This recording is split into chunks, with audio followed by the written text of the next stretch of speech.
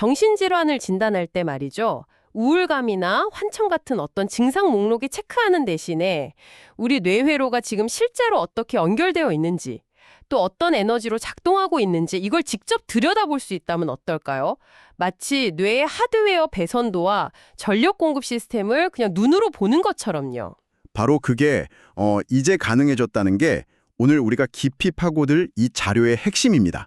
보내주신 2026년 이유경 박사의 보고서 붕괴된 마음의 아키텍처는요.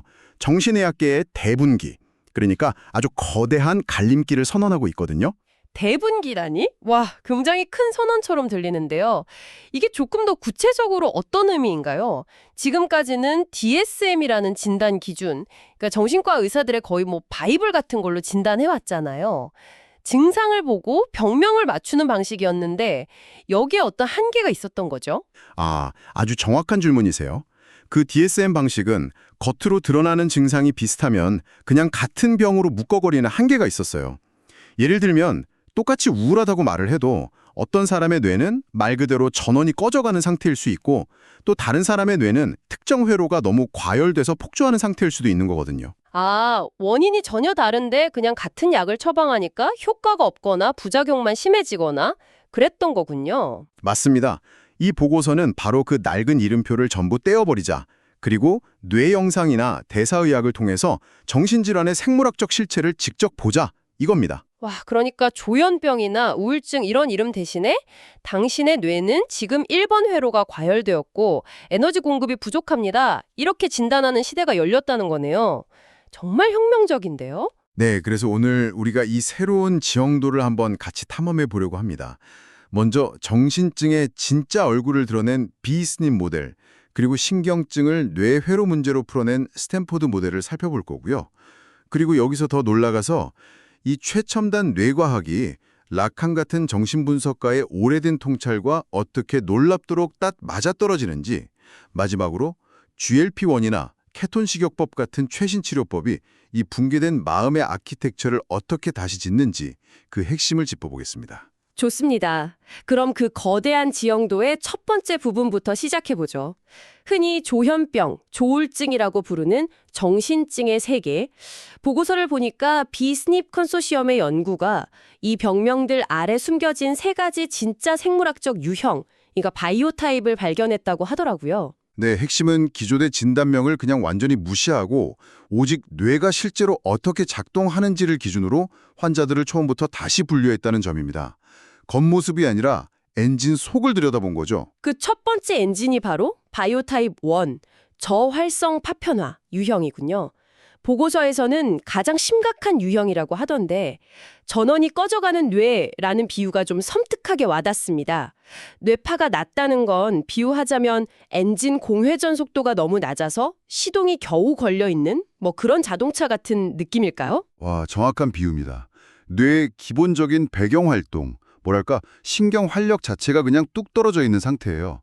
그러다 보니까 외부 자극의 반응도 느리고 어떤 목표에 집중하는 인지 제어 능력도 거의 붕괴된 거죠. 그런데 더 심각한 건 MRI로 뇌를 찍어보면 회백질이 줄어든다는 점이라고요. 이건 그냥 부품 자체가 닳아 없어진다는 뜻이 아닌가요? 맞아요. 뇌의 하드웨어가 물리적으로 손상되고 있다는 가장 강력한 증거입니다. 그래서 유전적인 영향이 가장 크다고 보는 유형이기도 하고요. 하드웨어가 닳아 없어진다니 정말 심각하게 들리네요. 그런데 두 번째 유형은 이와는 정반대라고요? 네, 바로 여기가 정말 흥미로운 지점입니다. 바이오 타입 2 과활성 소음 유형은 전원이 꺼진 뇌가 아니라 오히려 통제불능의 시끄러운 뇌예요. 뇌의 내재적인 활동량이 비정상적으로 높습니다. 마치 라디오 주파수가 잘못 맞춰져서 방송은 안 들리고 치지직하는 잡음만 엄청나게 큰 성태랑 같아요. 그렇다면 환청 같은 증상이 바로 그 잡음 때문에 생기는 거군요? 뇌가 자기가 만들어내는 소음을 외부에서 들어오는 실제 목소리라고 착각하는 거네요. 바로 그겁니다. 이 사람들의 뇌는 외부 방송, 즉 현실하고 내부 잡음, 그러니까 뇌의 과활성, 이 둘의 볼륨 조절기가 고장난 상태와 같아요. 그러니 뇌는 그 의미 없는 잡음을 어떻게든 해석하려고 누군가 나에게 말을 건다, 이런 식으로 의미를 부여해버리는 거죠. 이게 바로 환청의 신경학적 기반입니다. 잠깐만요. 그럼 앞선 두 유형은 뇌에 명백한 문제가 보였는데 세 번째 유형은 검사상 정상으로 나온다는 건가요? 바이오 타입 3, 변연계 정상 유사. 아니 그럼 증상은 대체 어디서 오는 거죠? 이건 정말 미스테리인데요. 그렇죠. 그래서 이 유형이 임상적으로 많은 혼란을 줬던 거예요. 뇌파를 찍어봐도 인지기능 검사를 해도 뇌의 피질 기능은 거의 정상인처럼 나오거든요. 그런데 유일하게 발견된 차이점이 MRI로 뇌의 아주 깊숙한 곳을 들여다봤을 때 감정과 기억을 담당하는 편도체와 해마 같은 변연계에서만 미세한 위축이 관찰된다는 점이었어요. 아, 뇌의 표면은 멀쩡한데 깊숙한 감정 조절 센터에만 문제가 생겼다. 이건 마치 멀쩡한 컴퓨터에서 특정 프로그램, 예를 들면 감정 처리 프로그램만 계속 충돌하는 것 같은 느낌인데요. 보고서에서는 원인을 뭐라고 보나요? 네, 그래서 보고서에서는 이걸 유전 문제라기보다는 혹시 강한 트라우마를 겪었거나 대마초 같은 약물 사용 같은 후천적인 영향이 아닐까 하고 굉장히 강하게 보고 있더라고요. 그러니까 뇌라는 기계 자체가 망가졌다기보단 특정 시스템, 특히 정서 조절 시스템에 과부하가 걸려서 일시적으로 셧다운된 상태에 가까운 거죠. 그렇군요. 이건 반대로 치료 관련성도 더 높다는 의미일 수도 있겠네요. 맞습니다. 자, 지금까지는 조현병 같은 정신증의 세계, 즉 뇌의 하드웨어가 손상되거나 시스템이 과열된 비추 경우를 봤는데요. 그렇다면 우울증이나 불안장애처럼 훨씬 더 보편적인 신경증의 세계는 어떻게 설명될까요? 스탠퍼드 의과대학의 연구가 이 부분을 다루고 있더군요. 네, 맞습니다. 비스닙이 뇌의 구조적 붕괴에 가깝다면 스탠퍼드 모델은 회로의 오작동에 더 가까워요. 하드웨어는 멀쩡한데 특정 프로그램들 간의 연결이 꼬이거나 소프트웨어 튜닝이 잘못된 상태라고 생각하시면 쉽습니다. 아, 현실을 인식하느냐 아니면 내부의 소음 때문에 현실 자체가 왜곡되느냐 그 근본적인 차이가 바로 거기서 나오는 거군요. 네, 바로 그 차이죠. 소프트웨어의 문제라? 그럼 이건 뇌세포 자체는 멀쩡하고 단지 신호가 오고 가는 방식에만 문제가 생겼다는 뜻으로 이해하면 될까요? 보고서에서는 스트레스에 반응하는 방식에 따라 6가지 유형으로 나눈다고 하던데요. 네, 스트레스라는 입력값에 대해 뇌가 어떻게 반응하는지, 그걸 안으로 곱씹는지, 외부로 분노를 터뜨리는지, 아니면 아예 외면해버리는지, 그 반응에 따라서 뇌 회로의 고장 패턴이 달라진다는 겁니다. 몇 가지 대표적인 유형을 보면 아마 당신의 경험과 겹치는 부분을 발견할 수도 있을 겁니다. 가장 대표적인 게 디폴트 모드 유형이네요. 과거에 갇힌 뇌라는 표현이 정말 와닿는데요.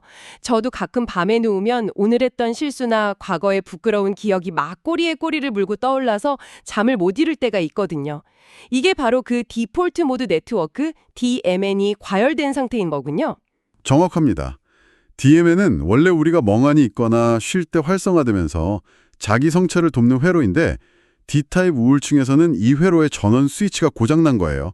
그래서 일에 집중해야 할 때조차 꺼지지 않고 배경에서 계속 부정적인 과거의 기억을 재생하면서 에너지를 갉아먹는 거죠. 반추라는 우울증의 핵심 증상이 뇌 스캔으로 그대로 드러나는 겁니다. 반면에 긍정적 정서, P유형은 보상이 결핍된 뇌라고요. 어떤 것에서도 즐거움을 느끼지 못하는 상태? 그 무기력증, 아네도니아와 관련이 깊겠네요. 네, 뇌의 쾌락회로, 보상회로가 완전히 침묵해버린 상태입니다. 뭐래도 기쁘지가 않으니 어떤 행동을 할 동기 자체가 생기지 않는 거죠. 그런데 보고서에서 정말 중요하게 지적하는 점은 이것이 바로 중독의 가장 강력한 신경학적 원인이라는 겁니다. 아, 뇌가 스스로 쾌락이라는 보상을 만들어내지 못하니까 술이나 마약, 도박 같은 아주 강한 외부 자극으로 뇌를 강제로 깨우려고 한다는 거군요. 마치 시동이 안 걸리는 차의 배터리를 외부 전원으로 점프시키는 것처럼요. 와, 완벽한 비유입니다. 중독을 단순히 의지가 약한 개인의 도덕적 실패로 보는 게 아니라 보상회로가 망가진 뇌가 생존을 위해 필사적으로 자신을 치료하려는 잘못된 자가치료 시도로 보는 관점의 전환이죠. 정말 중요한 통찰입니다. 지금까지 뇌를 거의 컴퓨터 하드웨어와 소프트웨어처럼 분석했는데 정말 흥미롭습니다. 그런데 이런 생물학적 접근법으로 마음의 모든 걸 설명할 수 있을까요? 보고서에서는 이 지점에서 의외의 연결고리, 바로 정신분석을 가져오더군요. 뇌스캔 이미지랑 라칸 같은 철학자가 어떻게 만날 수 있는 거죠? 저도 그 부분을 읽으면서 정말 무릎을 쳤습니다. 난해하기로 유명한 라캉의 이론을 뇌의 예측 부호화 모델로 아주 명쾌하게 번역해내더라고요. 잠시만요. 라캉의 아버지의 이름은 굉장히 추상적인 개념인데 이걸 뇌의 예측 모델과 연결한다는 게 선뜻 와닿지는 않는데요. 뇌가 세계를 예측한다는 건 정확히 무슨 뜻인가요? 좋은 질문입니다. 예측 부호화 이론은 우리 뇌가 세상을 수동적으로 받아들이는 스펀지가 아니라고 봐요. 오히려 적극적인 예측 기계에 가깝다는 거죠. 예를 들어 당신이 문고리를 잡으려고 손을 뻗을 때 뇌는 이미 그 문고리의 감촉, 온도, 무게에 대한 예측을 미리 만들어냅니다. 그리고 실제 감각 정보가 들어오면 그 예측과 비교해서 오차만 수정하는 식으로 작동해요. 이게 훨씬 효율적이거든요. 아, 그러니까 뇌는 항상 한 발 앞서서 현실의 시뮬레이션을 돌리고 실제 현실과 다른 부분만 업데이트하는 거군요. 바로 그겁니다. 이때 라캉이 말한 아버지의 이름이란 이 모든 자잘한 예측들을 총괄하는 최상위 예측 모델이라고 할 수 있습니다. 우리가 공유하는 언어, 사회적 규칙, 상식 같은 것들이죠. 이 거대한 예측의 틀이 안정적으로 있어야만 우리는 혼란스러운 감각 정보의 홍수 속에서도 일관되고 안정된 현실을 경험할 수 있는 겁니다. 와, 이제 연결이 되네요. 그렇다면 앞서 말한 정신증, BSNIP는 바로 그 아버지의 이름, 즉 최상의 예측 모델 자체가 붕괴된 상태라고 볼 수 있겠군요. 정확합니다. 그렇게 보면 모든 게 딱 들어맞아요. 바이오 타입 1은 예측 모델을 만들 하드웨어, 즉 전두엽 자체가 물리적으로 손상돼서 시뮬레이션을 제대로 돌릴 수 없는 상태고요. 바이오 타입 2는 최상위 예측 모델은 있는데 내부에서 폭주하는 신경소음, 그러니까 예측 오류의 폭풍이 너무 거세서 시뮬레이션이 계속 다운되는 상태인 거죠. 현실과 예측의 차이가 너무 크니까 뇌는 현실을 포기하고 내부의 소음, 환각을 현실로 믿어버린다? 이런 거군요. 네. 그럼 신경증은 어떨까요? 신경증 환자들은 최상위 예측 모델, 즉 현실은 붙들고 있는 거군요. 하지만 그 안에서 특정 욕구만화 고통스러운 기억을 억압하느라 엄청난 에너지를 낭비하고 있는 상태. 맞아요. 앞서 말한 우울증 D타입에서 디폴트 모드 네트워크가 과활성되는 현상은 바로 그 억압된 생각주의를 뇌가 강박적으로 맴돌고 있다는 명백한 신경학적 증거인 셈입니다. 억압된 것은 반드시 되돌아온다는 프로이트의 통찰이 뇌 스캔으로 증명되는 순간이죠. 하드웨어 손상부터 소프트웨어 튜닝 문제, 그리고 예측 모델의 붕괴까지 정말 마음의 고통을 다각적으로 해부했네요. 그렇다면 가장 중요한 질문이 남았습니다. 이처럼 근본적인 문제들을 어떻게 치료할 수 있을까요? 보고서는 2026년의 해답이 에너지 대사에 있다고 하더군요. 맞습니다.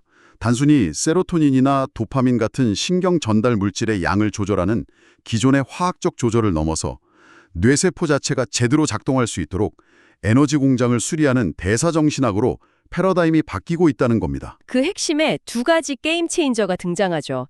첫 번째가 비만 치료제로 유명한 GLP-1 작용제인데 이게 어떻게 정신과 치료에 쓰이는 건가요? 오젬픽 같은 약이 중독을 치료한다니 쉽게 상상이 안 가는데요. 우리 뇌의 보성중추에는 측좌핵이라는 곳이 있습니다. 중독은 바로 이 측좌핵이 술, 마약, 도박 같은 자극에 반응해서 도파민을 폭발적으로 분비시키는 현상과 관련이 깊죠. 그런데 GLP-1 작용제가 바로 이 측좌핵에 직접 작용해서 도파민 분출의 강도를 둔화시킵니다. 쾌락의 최고점을 인위적으로 낮추는 거예요. 그러니까 뭘 해도 예전만큼의 짜릿한 쾌감이 느껴지지 않게 만든다는 거군요. 그렇죠. 화학적으로 무욕, 즉 덜 원하게 되는 상태를 만들어주는 겁니다. 이 공허함을 체화해 라며 필사적으로 중독물질을 갈구하던 뇌의 절박한 외침을 잠재우는 거죠. 물론 이것만으로 치료가 끝나는 건 아니지만 폭주하는 기차의 속도를 줄여서 상담이나 다른 치료가 개입할 수 있는 결정적인 공간을 만들어준다는 점에서 혁신적입니다. 두 번째 게임 체인저는 케톤 생성 식이요법, 즉 케토 다이어트네요. 이건 또 어떤 원리인가요? 많은 연구에서 정신증 환자들의 뇌는 포도당을 에너지원으로 쓰는 능력이 현저히 떨어져 있다는 사실이 밝혀졌어요.